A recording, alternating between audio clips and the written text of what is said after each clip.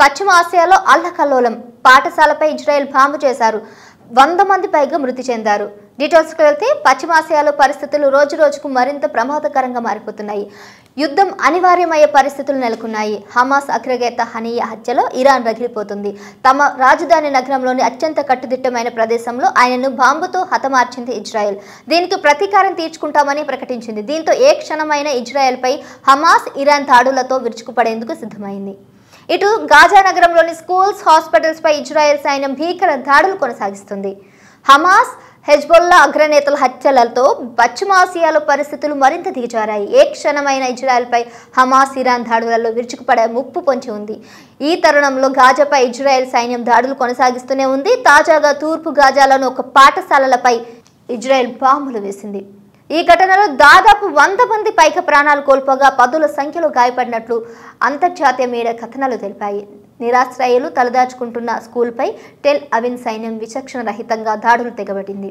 అయితే ఇది Hamas command centre అని ఇజ్రాయెల్ ఆరోపిస్తుంది. ఆల్ సహా ప్రాంతంలో ఆల్ తబీన్ స్కూల్పై ఇజ్రాయెల్ జరిపిన దాడిలో 40 మంది వీరులు అమరులయ్యారు, డజన్ల కొద్ది గాయపడ్డారు అని హమాస్ అధికార ప్రతినిధి మొహమ్మద్ బసల్ టెలిగ్రామ్లో పోస్ట్ చేశారు. ఇది భయంకరమైన ఊచకోత అని, పలువురు మంటల్లో చిక్కుకొని సజీవన దహనమయ్యారు అంటూ వారు ఆవేదన వ్యక్తం చేశారు. మంటలను అదుపు చేసి అమరుల మృతదేహాలు బయటకు తీయడం, గాయాలతో ఉన్న వారిని రక్షించడానికి రెస్క్యూ దళాలు ప్రయత్నిస్తున్నాయని బస్సాలు తెలిపారు. ఇక గత వారం కూడా గాజాలోని 3 స్కూళ్లపై ఇజ్రాయెల్ దాడి చేసింది. ఇటీవల ఓ పాఠశాలపై జరిపిన దాడిలో 30 మందికి పైగా మృతి చెందారు. ఆగస్టు 1న దలాల్ అల్ మష్రూబ్ స్కూల్పై చేసిన దాడిలో 15 మంది మరణించారు. గతేడాది అక్టోబర్ 7వ తారీఖున ఇజ్రాయెల్లో చొరబడిన హమాస్ నరమేధానికి తెగబడింది. ఈ మెరుపు దాడులకు అందుకు ప్రతీకారంగా గాజాపై ఇజ్రాయెల్ వైమానిక దాడులు, క్షిపణులు, అదేవిధంగా బాంబులను గత 10 నెలలుగా విరుచుకుపడుతూ ఉంటుంది. హమాస్ ఇజ్రాయెల్ యుద్ధంలో ఇప్పటి వరకు 40,000 మందికి పైగా పాలస్తీనా పౌరులు ప్రాణాలు కోల్పోయారు.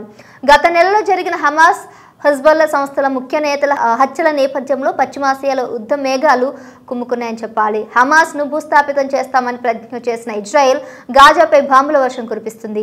ఈ క్రమంలో భవనాలు, పాఠశాలలు, ఆసుపత్రులు, తాగునీటి వ్యవస్థలు ధ్వంసమయ్యాయి. హమాస్తో భీకర యుద్ధం తర్వాత గాజా దక్షిణ ప్రాంతం ఖాన్ యూనిస్ నుంచి ఏప్రిల్లో బలగాలను ఉపసంహరించుకున్న ఇజ్రాయెల్ మళ్లీ ప్రాంతానికి శనివారం తన సైన్యాల నుంచి పంపింది.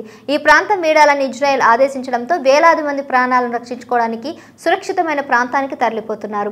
3 రోజుల్లోనే ఖాన్ యూనిస్ నుంచి 60,000 మంది పాలస్తీనియన్లు పశ్చిమ ప్రాంతానికి తరలిపోయినట్టు ఐక్యరాజ్య సమితి అంచనా వేసింది.